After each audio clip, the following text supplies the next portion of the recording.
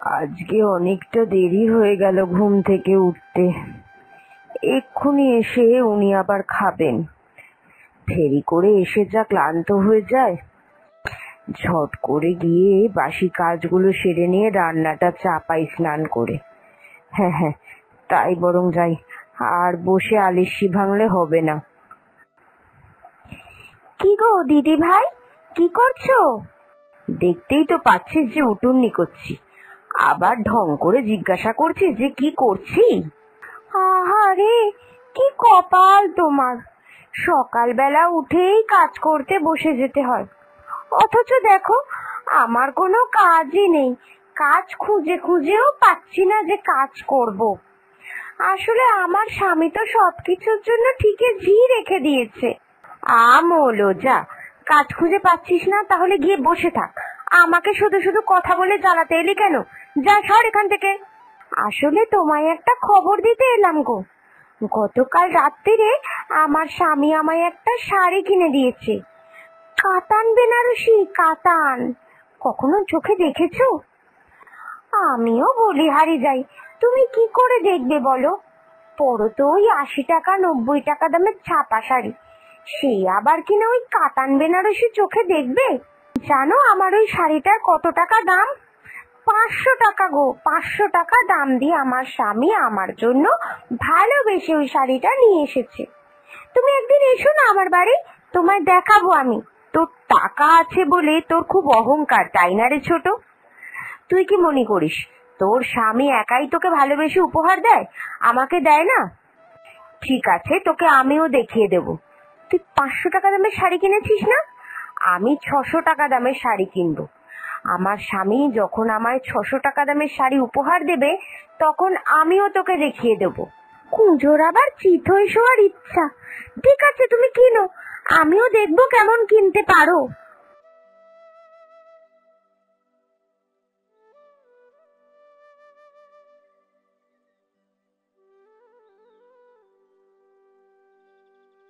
বৌমা, ও বৌমা, এ কি গো, সব কাজকর্ম হয়ে গেছে? এইরকম ভাবে বসে আছো যে বড়?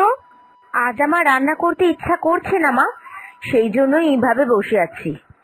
আর আমি কিছু খাবোও না, যার খাবার হবে সে রান্নাটা করে নি। ও মায়ে আবার কেমন কথা? খোকা সারাদিন ফেরি করে বাড়ি ফিরবে, ওকে খেতে দিতে হবে তো। তুমি কি আমাদের ওপর রাগ করেছো? করবো না? আপনার ছেলে আমায় বিয়ে করে নিয়ে এসেছিল, আমার যাবতীয় শখ আহ্লাদ পূরণ করার দায়িত্ব আপনার ছেলেরই। আমার একটা 600 টাকা দামের বেনারসি শাড়ি চাই। ও যদি আমায় 600 টাকা দামের বেনারসি শাড়ি না দিতে পারে, ততক্ষণ পর্যন্ত আমি কোনো রকম রান্না বান্না করব না।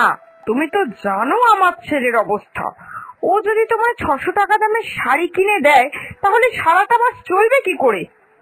আর আমার ছেলে তো তোমার অনেক সকাল্লাদ পূরণ করে, তুমি যেটা খেতে ভালোবাসো সেটাই এনে দেয়। সবকিছু দাম দিয়ে কেন বিচার করতে চাও? বিয়ে করার আগেই তো তুমি জানতে আমার ছেলের অবস্থা, এখন কেন ওর ওপর চাপ সৃষ্টি করছো তাহলে? আপনারই তো ছোট ছেলে, ছোট ছেলে তার স্ত্রীকে কত দামি দামি উপহার দেয়। আপনি তো যখন 1 মাস আপনার ছোট ছেলের বাড়িতে থাকেন, তখনই দেখতে পারেন। তাহলে আমি তো আপনার আর এক ছেলের বউ, আমারও তো ইচ্ছা করে। এই দেখুন না, আপনার ছোট ছেলে কাল আপনার ছোট বৌমাকে 500 টাকা দামের শাড়ি কিনে দিয়েছে, আর ওইটা নিয়ে সকালবেলা ও আমায় কত কথা শুনিয়েছে। সেই জন্য আমিও ওকে বলেছি আমার স্বামীও আমায় 600 টাকা দামের শাড়ি কিনে দেবে।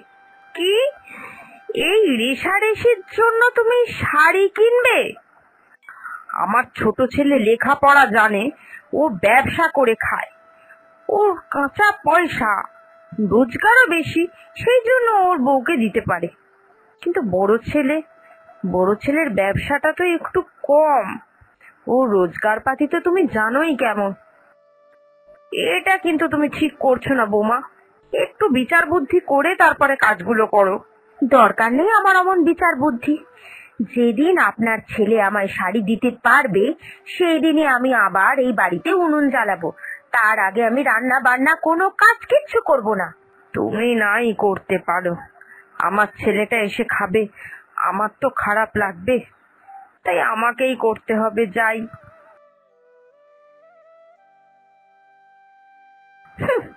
ঢং যত। বৌমা, এই যে তুমি এখানে বসে রয়েছো, তোমার সঙ্গে কটা দরকারি কথা বলতে এলাম। হ্যাঁ, বসুন না, বসে বলুন না কি কথা বলবেন। দেখো, আমার ছোট ছেলের রোজগার যথেষ্ট বেশি, তাই ও তোমায় দামি দামি উপহার দিতেই পারে, কিন্তু আমার বড় ছেলের রোজগার তো সেই রকম নয়। এখন তুমি যদি সেই দামি উপহার গুলোর কথা আমার বড় বৌমাকে শোনাও, ঠেস মেরে কোনো কথা বলো, তাহলে তো ওর খারাপ লাগবেই। তখন ওর মান অপমান বোধে লেগে ও আমার বড় ছেলের ওপর চাপ সৃষ্টি করবে ওইটা দেবার জন্য। কিন্তু আমি তো জানি আমার ছেলের অবস্থা। তোমরা রেষারেষি করো, কিন্তু চাপটা পড়ে আমার বড় ছেলের ওপরে। এটা তো একটু বোঝো। তোমরা তো আর কেউ ছেলে মানুষ নও যে জিনিসপত্রের দাম নিয়ে রেষারেষি করবে। থাক না, তোমায় তোমার বর দিয়েছে, তুমি সেটা নিয়ে খুশি থাকো। সেইটা তোমার বড় যাকে শোনানোর কিছু নেই। এই বড় যা শুনেই আমার ছেলের ওপর যে চাপ সৃষ্টি করে, তাতে আমার ছেলের কষ্ট হয়। ঠিক আছে মা, আমি আমার ভুলটা বুঝতে পেরেছি, আর এইরকম কোনোদিন করব না। বেশ, আমি তাহলে আসি।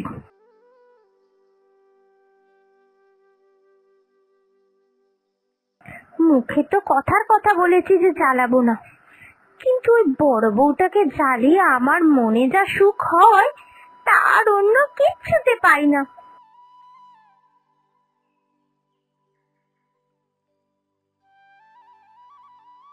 তা হ্যাঁ গো, তোমার কাছে আজ কি কি মাছ আছে? এই তো কিছু রুই আর এই গোটা ইলিশটা পড়ে রয়েছে, তুমি নাও না, কম সম করে দিয়ে দেবো। না গো, আজ একদম হাতে টাকা পয়সা নেই। আরে ইলিশ মাছ এমনিতে আমি 100 টাকায় বিক্রি করছি, একটাই পড়ে রয়েছে, তোমাকে আমি 80 টাকায় ছেড়ে দেবো, নাও। না গো, আজকে পারবো না, তুমি বরং আমায় রুই মাছ দাও। একটা রুই মাছ কত টাকা? 30 টাকা। আচ্ছা আচ্ছা, তা বলছি কালকেও কি ইলিশ মাছ থাকবে? কালকে তাহলে আমার বড় বউকে একটু বেশি টাকা দিয়ে বাজারে পাঠাবো, অনেকগুলো দিন ইলিশ মাছ খাওয়া হয়নি। হ্যাঁ, কালকেও ইলিশ মাছ তুলবো, তুমি এসো না, তোমায় আমি কম সম করে দিয়ে দেবো।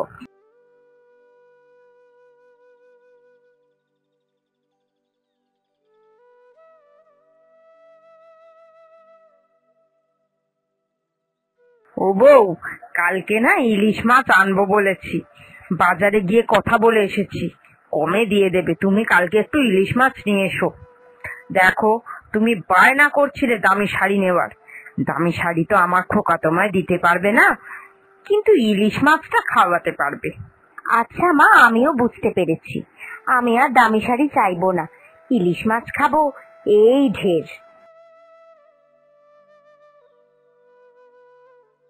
এই যে আমার শাশুড়ি গতকাল বলে গিয়েছিল ইলিশ মাছ নেবে, তা কম সম করে দেবেন তো?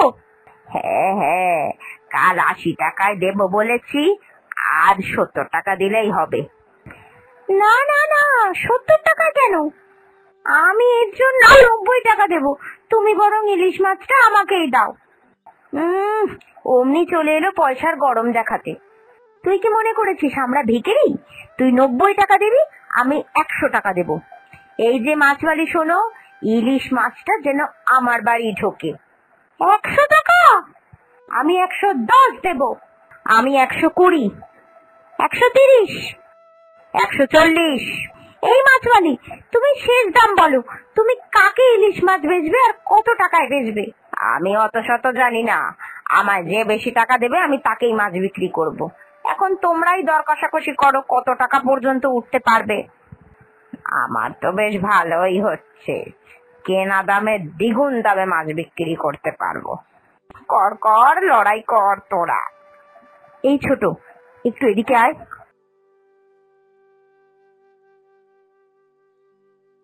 দেখ, ও কিন্তু প্রথমে 70 টাকায় মাছটা দিয়ে দেবে বলে রাজি হয়ে গেছিল, আমরাই নিজেদের মধ্যে ঝগড়া করেছি, তাই এখন মাছের দরও বেড়ে গেছে। তার থেকে বরং ছেড়ে দে না, আমি 70 টাকাতেই মাছটা কিনে নিই, আর মাছটা অনেক বড় আছে, আমরা আজকে যদি একসঙ্গে খাওয়া দাওয়া করি পাঁচজনের সকাল দুপুর রাত্রি 3 বেলা ভালো মতো হয়ে যাবে। কিন্তু তুই যদি মাছটা কিনিস তাহলে ঠকে যাবি। এত চড়া দাম দিয়ে শুধুমাত্র রেশারেশির জন্য মাছ কেনা কি ঠিক হবে? হ্যাঁ, তুমি তো ঠিক বলেছ। বেটার দোকানি আমাদেরকে বোকা বানাচ্ছিল, আমাদের ঝগড়ার সুযোগ নেবে। চলো, আমি ওই মাছ নেব না, তুমি বরং মাছটা নিয়ে নাও, আর একসঙ্গে খাওয়া দাওয়া করব।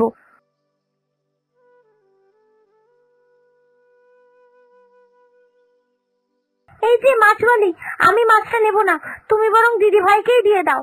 এই যা বাবা, কি হলো? সাইডে গেল, গিয়ে কি আলাপ আলোচনা করলো। বেশ তো, এদের ঝগড়ার জন্য দরটা উঠছিল। এখন আমায় ওই 70 টাকাতেই বেচতে হবে। ঠিক আছে, নাও নাও। সাব বাবা, আজকে আবার দুই বউ একসঙ্গে বসে রয়েছে। আবার কি কিছু হলো নাকি রে? দূর চাই, ভাল লাগে না। আজ আবার দুজনে কি কাণ্ড করেছো? কি নালিশ আছে তাড়াতাড়ি করে বলে ফেলো। আজ কোনো নালিশ নেই মা, আজ আমরা দুজনে মিলে বাজার থেকে একটা বড় ইলিশ মাছ নিয়ে এসেছি। 70 টাকা কমেই পেয়েছি। এত বড় মাছ একা একা কি খেতে পারবো? তাই আমরা 5 জনে মিলে আজ একসঙ্গেই খাবো, কোনো ভাগাভাগি হবে না। হ্যাঁ মা, আজ কোনো রেশারেশি নয়, আজ আমরা একসঙ্গেই খাওয়া দাওয়া করবো।